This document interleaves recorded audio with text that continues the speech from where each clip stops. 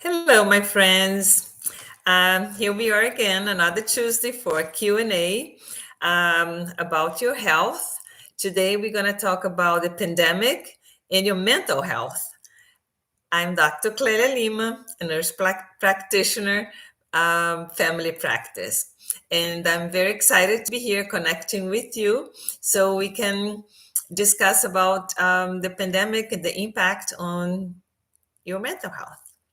You can start, writing your questions on the chat. I'll be happy to answer them.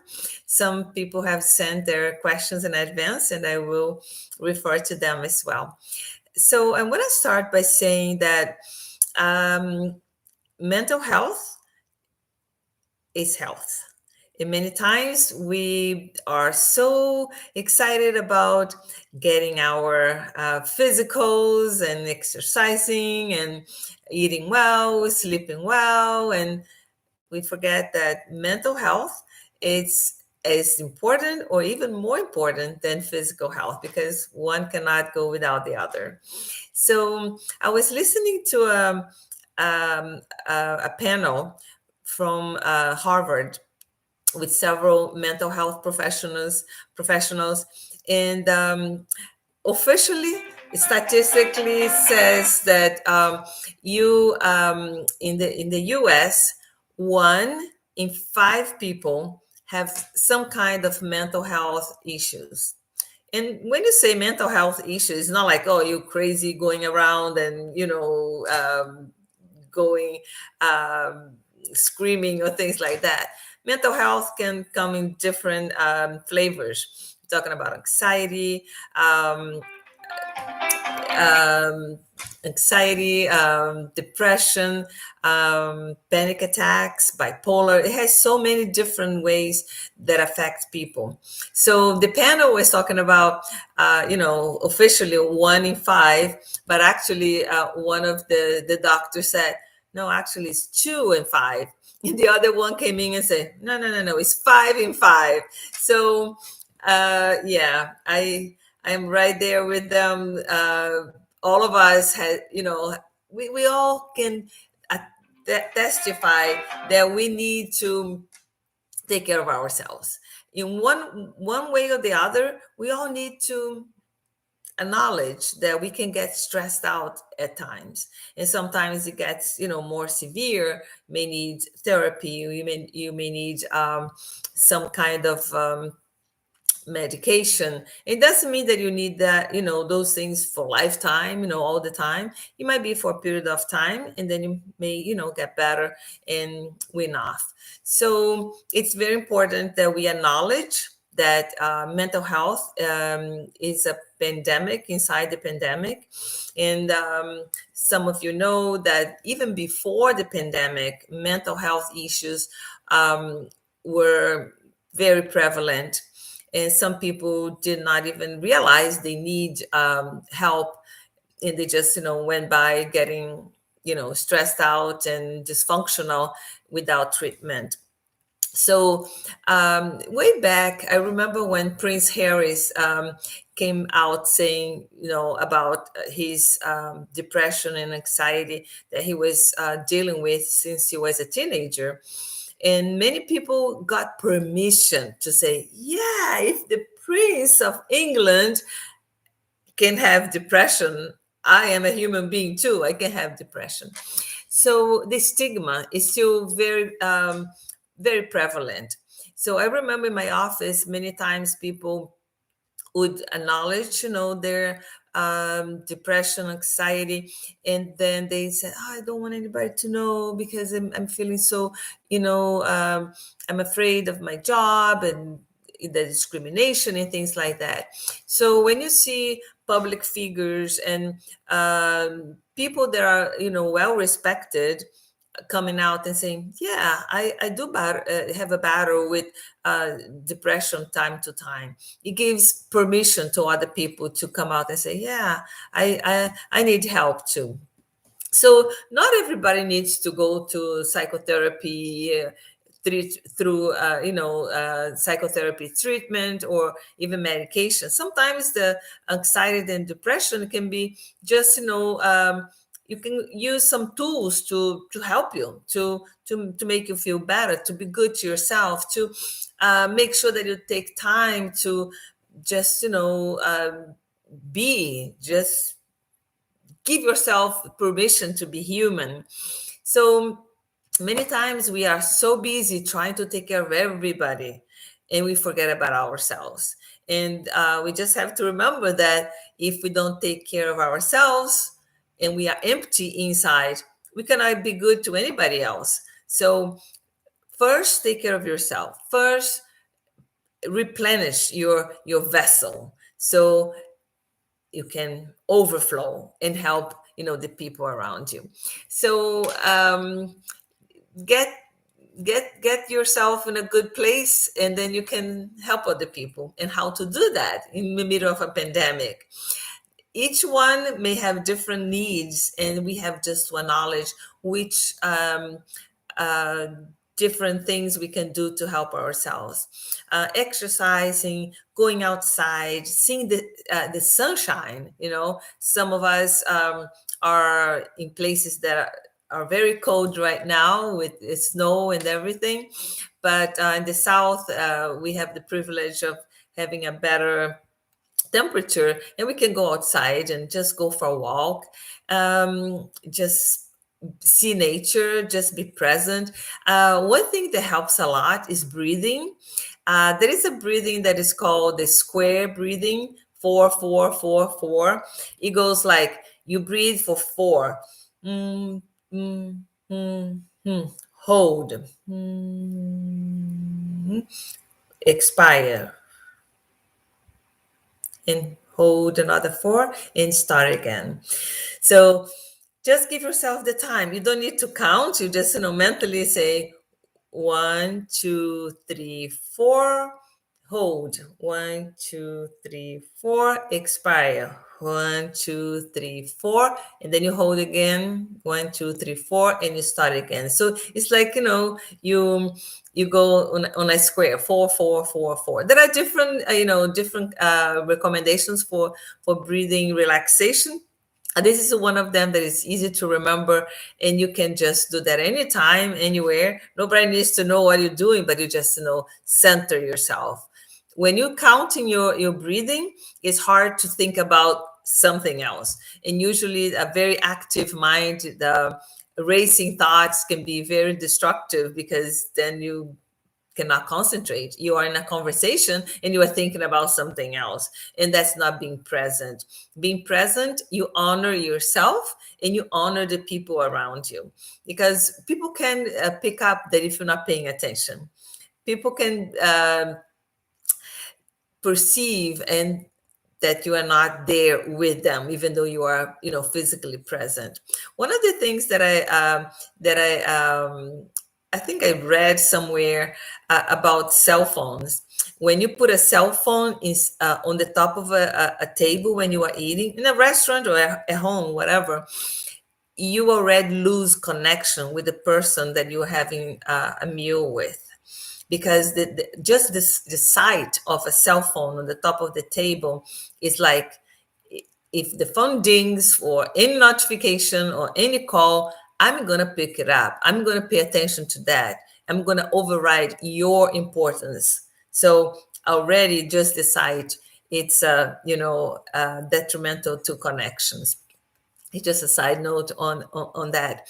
But basically, the pandemic isolated a lot of people.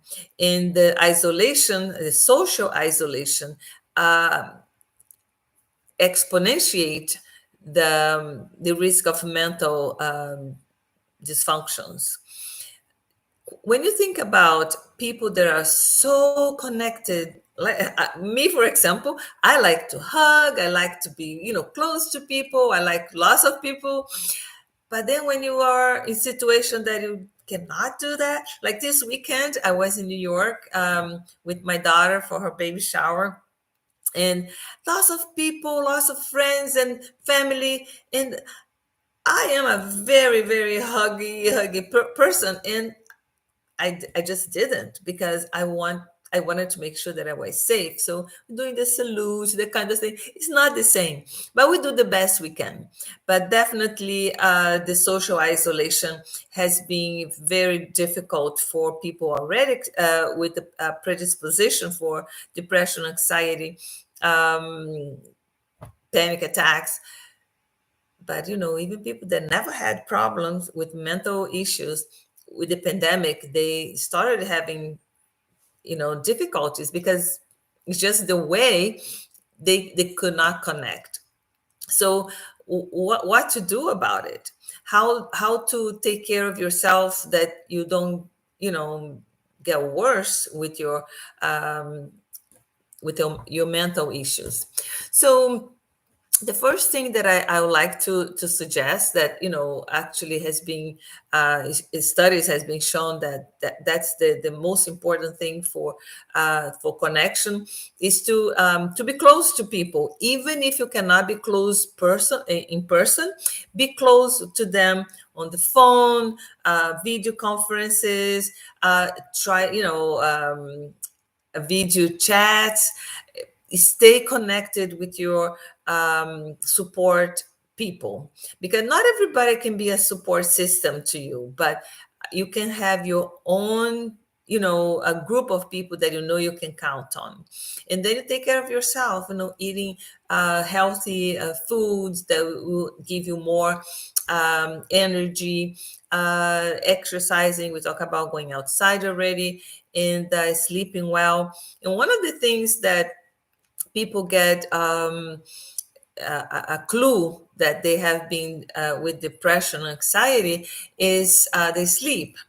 If you cannot sleep, initiate your sleep in the beginning of the night. It takes forever. You're tossing and turning in bed, or even if you sleep right away, but then you wake up several times during the night, or you wake up too early, cannot go back to sleep, and then when you finally go back to sleep, it's time to wake up to go to work. So it's very dysfunctional if you cannot have a good night's sleep. But on the other hand, some people also sleeping too much can be a sign of depression. If you sleep more than 9 hours, if you need 10, 11 hours, some people sleep for 12 hours per night. That's not healthy either. So a good balance. And some of you have seen some of my videos on sleep. I have 10 tips on sleep. If you go on my channel on the sleep, you're going to see some of my tips. Those are short videos, like 4 or 5 minutes, with very good tips how to have a better sleep. But sometimes you need professional help. So make sure that you know when to look for help, because you need to have a good sleep to balance your life, and even to get better from the depression, anxiety. Your mental health and your sleep is very well correlated. So taking care of yourself is number one, and taking care of your connections. But always remember that you have to fill up your vessel first so you can overflow and help the people around you. I have some questions that were asked on the other chat. Some people send the questions in advance. One of them was related to how long people with COVID they have depression after having COVID. How long does it last? We don't have a number to say how many months or years. We don't know, but definitely some patients, they have long-term anxiety after having COVID. It's not well known if the virus is the one causing anxiety per se, but it's easy to see that being close to die or a possibility of dying, it can be a source of anxiety. And some of us, me included, have lost family members and close friends, dear friends, to COVID.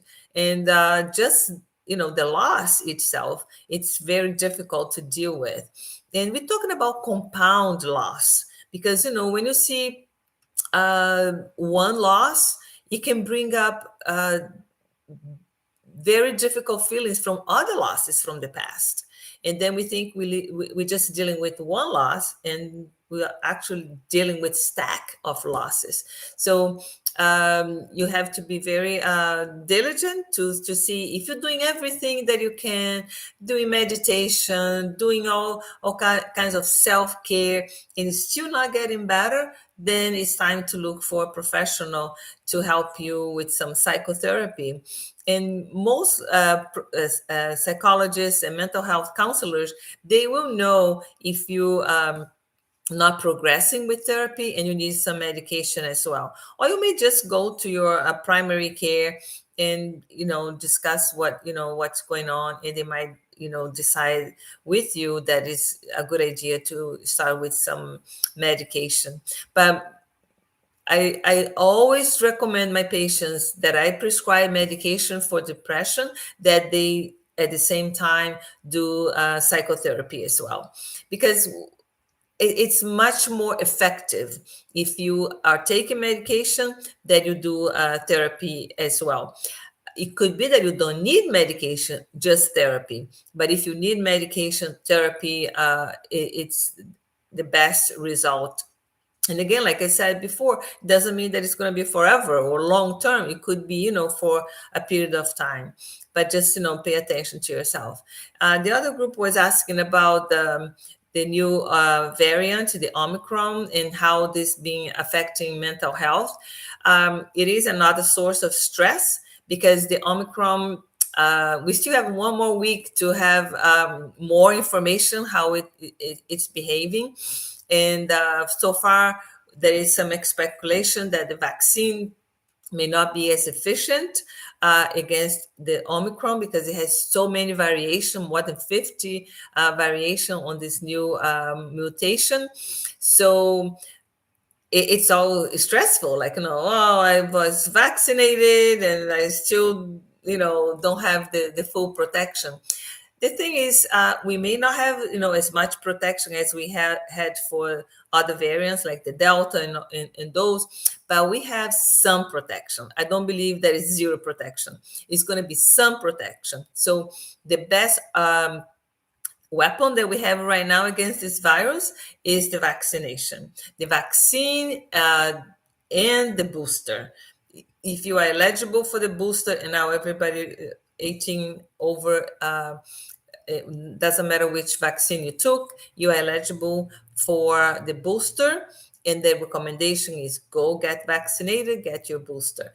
And the people around you, talk to them, encourage them to get their booster, because right now that's the best we can do. There is no sign that we're going to be getting rid of COVID altogether. It might be from pandemic to endemic. The good news is that the more the science is working on, getting to know what the variants may do and how they behave, the more we have a chance to have a better information and better vaccines. Just think about the flu. Each year we have different vaccine for the flu, because it's already a prediction how the virus is going to behave the following year, and so the vaccine is more effective in that regard. So I believe the COVID is going to be the same. We might have to have vaccines. I don't know how often, but probably on a regular basis, but with different composition that will target the next variant. So a lots of unknowns. The Omicron, one more week, we should have more information how it behaves. It takes at least 2 weeks to study how the cycle of the virus behave in different situations to draw some conclusions. So right now, it's too premature to say the vaccine works, don't work, what is the percentage, and how it looks like the transmission is very high, but the symptoms are not too severe. But we don't know. another week we might know a little bit more. So right now we just have to be vigilant and do the best we can, uh, with all the festivities for Christmas, New Year's. um, Use your mask, relate to people that you trust, that they have been um, you know vaccinated and behaving in ways that you can trust. Some people, they just not gonna do what the science shows. They just gonna do whatever they want, and you just have to deal with that. Yesterday I came from New York. I was there with my daughter, and the airports are full, full, full, full. And coming to Orlando, the flight was full, and it's mandatory to have your mask on the flights at the airport. But you know what? Some people had the mask under their chin, some of them, under their nose. Like, really? So we cannot be the police of everybody's mask. And some of the flight attendants have had so much trouble with violence from people that they try to make them compliant. So you know what, I can protect myself. I had my N95. I was maintaining distance and doing the best I could. But you know what, at the end of the day, we just have to do what we have to do the best we can, because we need to have our connections. We need to see our families. We need to maintain our mental health um, well. And if we are just shutting down and locking ourselves at home, that's not gonna be good in the long run. So knowing what to do, the risks we are willing to take, is the best thing we can do. And for the holidays, be good to your family, to your friends, and just center yourself. Have joy inside of you. Just be good and full of love, because full of love, it means that we love the people that are unlovable too. And that's how I felt yesterday. Like, you know what? They're doing the best they can. They come from different, knowledge, and we just have to love them and just have compassion. So mental health is a big topic. We have other questions that are not answered yet, um, but we do the best we can. Some of the questions about the virus, some of the questions about how to take care of ourselves, we will learn more as we go. I thank you so much for watching, and it was nice having you on this Q&A Tuesday. Next week, we're going to have another chat live. You can send your questions in advance. You can, type your questions later too. And we're going to be here every Tuesday. Please sign up for my channel and share with your friends. And I see you again next Tuesday. Take care.